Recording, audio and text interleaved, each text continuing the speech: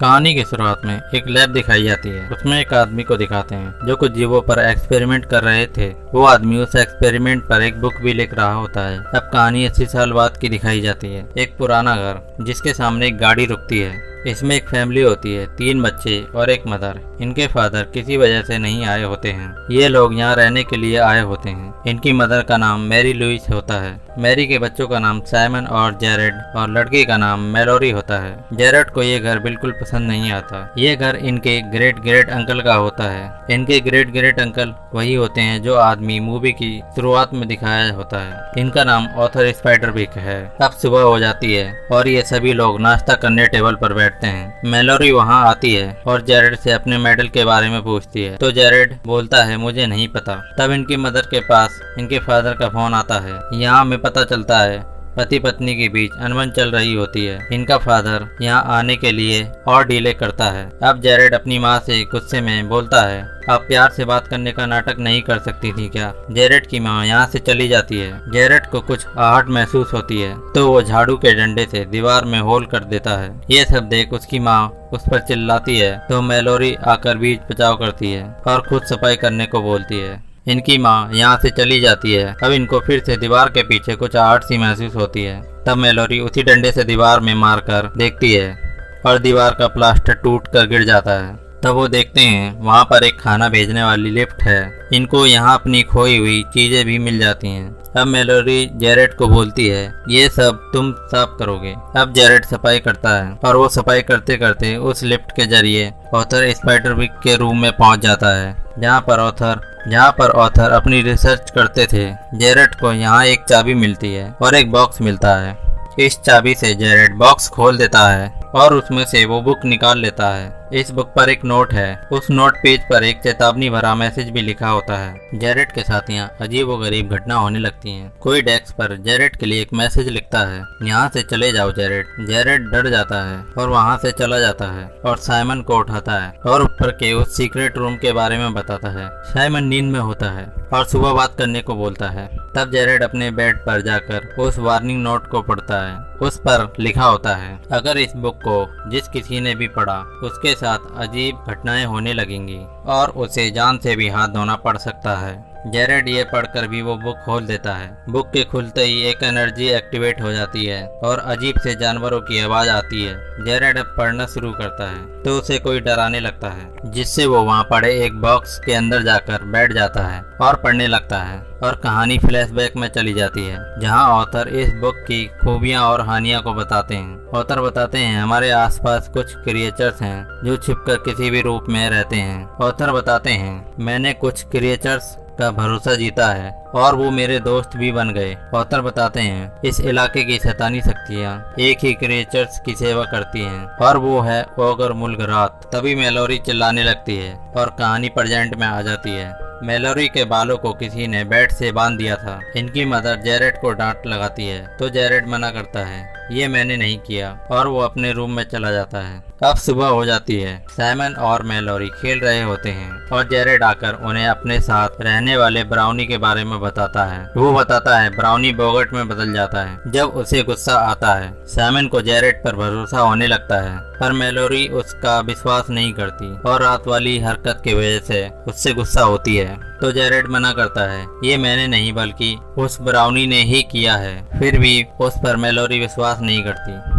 अब Jared book में कुछ बातें ब्राउनी के बारे में पढ़ता है और उसके लिए हनी लेकर जाता है और उसके लिए छोटा सा घर भी बनाता है। कुछ ही देर में ब्राउनी मान जाता है और जेरेड का हनी भी खाने लगता है। फिर ब्राउनी बुक को लेकर जेरेड पर गुस्सा करता है। तभी उसके भाई को कुछ अदृश्य क्रिएचर्स टांग खींचकर ले जाने लगते हैं। ब्राउनी का नाम टिम्बलटैक होता है। ब्राउनी उसको एक स्टोन देता है और बोलता है उस स्टोन के जरिए देखो। जेरेड देखता है तो वो अजीब से क्रिएचर साइमन को ले जा रहे होते हैं। तब वो उसके पीछे पीछे जाता है उस बुक को अपने साथ लेकर। तब वो एक जगह पहुंच जाता है जहां पर मुल्गरात और उसके क्रिएचर साथी थे। उन्होंने साइमन को एक पिंजड़े में बंद किए होता है। यहाँ पर जेरेड की मुलाकात हॉक्सक्यूल से होती है जिसे मुल्गरात ने बंदी बना रखा होता है। जेरेड की हॉक्स से दोस्ती हो जाती है और जेरेड हॉक्स को आजाद कर देता है। बदले में हॉक उन सभी क्रिएचर्स को देखने की शक्ति दे देता है। अब मुल्गरात को सभी क्रिएचर्स उठाते हैं। मुल्गरात उठ जाता है। अब वो साइमन के पास जाता है और उसे डराता है और उससे ऑथर स्पाइडर बिग की वो फील्ड गाइड मांगता है। साइमन डर जाता है और फील्ड गाइड मुल्गरात को देने का वादा करता है। जब वो उसी रास्ते से जाता है तो जेरेड भी उसे रास्ते में मिल जाता है। साइमन जेरेड से लड़ता है और वो बुक मुल्गरात को देने को बोलता है। जेरेड बोलता है अगर हमने बुक दे भी दी तब भी वो हमें मार डालेगा। अब दोनों के पीछे गॉब्लियंस लग जाते हैं। इनके घर के बाहर एक प्रोटेक्टिव सर्कल बना होता है जिसके अंदर ये गॉब्लियंस नहीं जा सकते थे। साइमन और जेरेड सर्कल के अंदर चले जाते हैं। जाते जाते साइमन को गॉब्लियंस पैर पर काट लेते हैं। उधर पीछे से इनकी बहन आ रही होती है। गॉब्लियंस मेलोरी पर हमला कर देते हैं। मेलोरी को कुछ भी समझ नहीं आ रहा होता है। तभी जेरेड मेलोरी से बोलता है तलवार से अपने पैरों के नीचे वार करो। मेलोरी वैसा ही करती है। फिर जेरेड मेलोरी को स्टोन देता है जिससे वो उन सबको मारती है और जेरेड उसे सर्कल के अंदर ले लेता है। तब मेलोरी को भी जेरेड पर विश्वास हो जाता है। अब तीनों भाई बहन बहुत डरे हुए होते हैं। तो मेलोरी बोलती है हमें ये बुक मुल्गरात को दे देनी चाहिए। तभी टिम्बलटैक आ जाता है जो इस बुक की हिफाजत कर रहा होता है। टिम्बलटैक बहुत गुस्सा हो जाता है और बोलता है अगर ये बुक मुल्गरात को हमने दे भी दी तो भी वो हम सबको मार डालेगा। अब चारों मिलकर बुक को जलाने की कोशिश करते हैं पर वो बुक नहीं जलती। तब टिम्बलटैक बताता है बुक पर जादू कर रखा है, हम उसे नष्ट नहीं कर सकते। फिर चारों सोच में पड़ जाते हैं अब क्या करें। मेलोरी बोलती है अगर हम यहाँ रहे तो हमारा हाल भी आंट लूसिंडा की तरह हो जाएगा। जेरेड को आइडिया आता है क्यों ना आंट लूसिंडा से ही मदद ली जाए। तब वो उनके पास जाने को बोलता है। टिम्बलटैक बताता है एक सीक्रेट रास्ता है जिसके जरिए आंट लूसिंडा तक पहुंचा जा सकता है। आंट लूसिंडा उसी घर में रहती थी। उनको पागल खाने में भर्ती किया होता है क्योंकि वो भी गॉब्लियंस के बारे में जानती थी और सबको यही बताती थी कि उनके पिता को गॉब्लियंस ने ही किडनैप किया हुआ है, इसलिए सब उनको पागल बोलते थे। जेरेड और मेलोरी सीक्रेट रास्ते से आंट लूसिंडा के पास चले जाते हैं। रास्ते में क्रिएचर्स इनके पीछे पड़ जाते हैं और जेरेड बुक भी अपने साथ ले आता है। अब ये दोनों आंट लूसिंडा के पास पहुंच जाते हैं। आंट लूसिंडा इनको सब कुछ बता देती हैं। आंट लूसिंडा कहती हैं गॉब्लियंस ने मेरे पर हमला कर दिया था, तब मेरे पिता ने मुझे बचाया और नन्ही फेरीज ने मेरे पिता की जान तो बचाई पर उन्होंने मेरे पिता को मुझसे दूर कर दिया। इतने में गॉब्लियंस वहां आ जाते हैं। इधर साइमन और टिम्बलटैक गॉब्लियंस को मारने का प्लान बनाते हैं। टिम्बलटैक बताता है गॉब्लियंस टोमेटो सॉस से मर जाते हैं और नमक से इनकी स्किन जलने लगती है। इधर गॉब्लियंस जेरेड से बुक छीनने लगते हैं। तब आंट लूसिंडा उन पर नमक डालती हैं। तब जेरेड की मदर वहां आ जाती हैं और उन दोनों को वहां से लेकर वापस उसी घर में चली जाती हैं। गॉब्लियंस के पास कुछ पन्ने चले जाते हैं। मुल्गरात उन सब पर चिल्लाता है और बोलता है एक भी पन्ना काम का नहीं लाए और मुल्गरात एक गॉब्लियंस को गुस्से में मारने के लिए उठाता है तो उसको एक पन्ना काम का मिल जाता है जिसमें सर्कल तोड़ने का उपाय लिखा था। अब तीनों अपने घर जा रहे होते हैं। जेरेड और मेलोरी अपनी मदर को समझाते हैं और गॉब्लियंस के बारे में बताते हैं पर उनकी मदर नहीं मानती।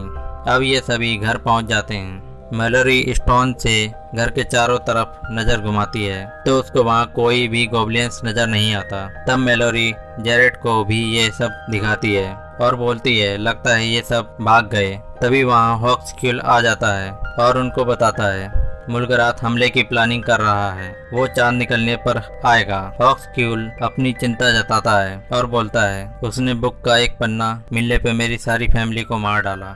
अगर उसे पूरी बुक मिल गई तो वो हम सबको मार डालेगा। जेरेड अपने पिता को फोन पर एक वॉइस मैसेज छोड़ता है और उनको बताता है यहाँ पर बहुत अजीब सी चीजें हो रही हैं। तभी वहाँ मेलोरी आ जाती है और उसको बताती है हमारे फादर किसी और के साथ चले गए हैं और अब वो लौट कर कभी नहीं आएंगे। मेलोरी बोलती है ये बात तुम्हें माँ बताना चाहती थी पर मैंने तुम्हें बता दी। अब बाहर से गॉब्लियंस की आवाज आने लगती है। तब जेरेड बोलता है हमें ऑथर स्पाइडरबिग को ढूंढना होगा। वो उनकी बुक को खोलता है और उनके पालतू जानवर को बुलाता है। ये तरीका भी उस बुक में लिखा होता है। अब तीनों उनके पेट्स के पीठ पर बैठकर स्पाइडरबिग के पास जाते हैं। फाइनली ये लोग स्पाइडरबिग के पास पहुंच जाते हैं और उनको सारी कहानी बताते हैं। जैसे ही वो बुक को खोलकर देखते हैं तो वो उनकी फील्ड गाइड नहीं होती, वो कोई और बुक होती है। जेरेड बताता है ये टिम्बलटैग ने बदल दी होगी।